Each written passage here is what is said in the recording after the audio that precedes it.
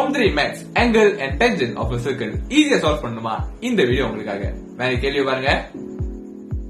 Find the value of x. Before that, you should know the rule. Let's say இங்க tangent பட்டு இங்க angle A இருந்தா it will be the same angle like the opposite side. இங்க புரியுதா? So this 64 degrees is same as this angle, so this angle also will be 64 degrees, correct?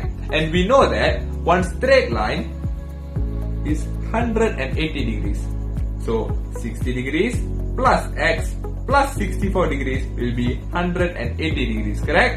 So x is equals to 180 minus 60 minus 64, so x will be 56 degrees. அவ்வளவுதான். இந்த மாதிரி video நிறைய பார்க்கணும்னா like பண்ணுங்க, follow பண்ணுங்க, உங்க other ஃப்ரெண்ட்ஸ்க்கும் share பண்ணுங்க. No stress, just easy math.